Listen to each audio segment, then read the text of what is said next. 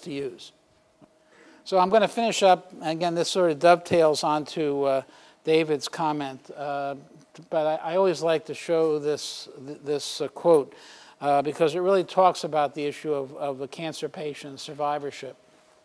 This came from, if you're a hockey fan like I am, Saku Koivu plays for the Montreal Canadiens. I think he's still the captain. He was the captain of the Canadiens. When he was 19, back in actually 2001, he developed non-Hodgkin's lymphoma during the season and underwent actually an intensive regimen that was the same as the pediatric regimen used for non-Hodgkin's lymphoma. And by the way, David may have commented on this, but there's now a number of studies showing that pediatric regimens for young adults with cancer are much more effective than adult regimens because they're more intensive.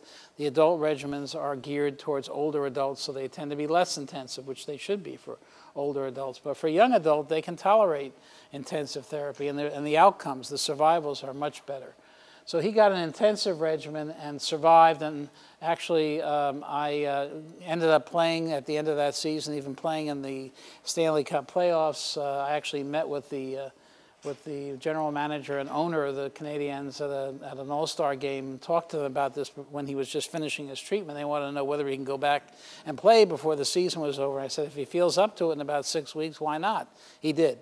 They didn't win the Stanley Cup, but I think they got into the second round. He had actually a very good playoff.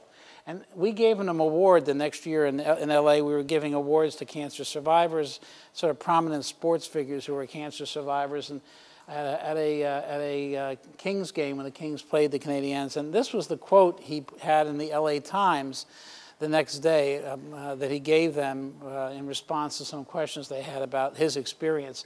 And I think this quote is the best single expression of how a cancer survivor feels about what they've gone through. And that is that it's a huge experience. If you haven't gone through it, you don't know what it means. And let me tell you, I think those of us who treat these patients really believe that. Even that we are very close to it, we really don't understand what it means.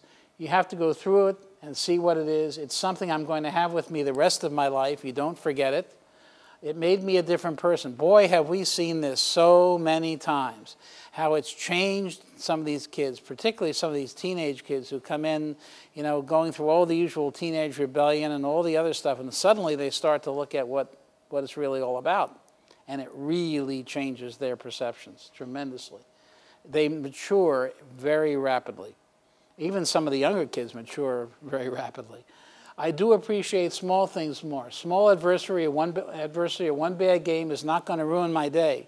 Every game is special to me right now, and I think that's true of what these survivors experience in life. But here's the other part he said, which I thought was just really important. But at the same time, I hope, and he's talking about his teammates, I hope they see me as a teammate, as one of the players, and as a friend, and not as a person that had cancer. This is really important. The thing that survivors of childhood cancer want, particularly the older ones, the preteens, teens, and adolescent adults, once they get done with treatment, they want to get back to normality. That is their goal. They want to get back to normality. So I want to get back to normal life. I want to get back to things I used to do and be treated the way I used to be. Okay? So, I mean, that to me says it all about survivorship and childhood cancer, those statements. And I'd ask you to remember that when you see these patients after they've been treated or when they're being treated. So one last word, and that is our center at Children's, which is in strong partnership with you, is geared towards improving the cure rate and long-term quality of life for children and adolescents with cancer and blood diseases. And by doing that, by integrating new research discoveries into strong multidisciplinary treatment programs. And that is really the expertise that we want to bring here to you all, with Francisco here, to really bring the knowledge and the focus of these multidisciplinary teams that are working with researchers at the bench in that disease area to find new ideas, bring them to the bedside, and get them to the patients that are diagnosed with cancer here in Ventura County, and then try to deliver that treatment as much as we possibly can up here. And I think we're starting to see some real success with this as the practice up here is developing.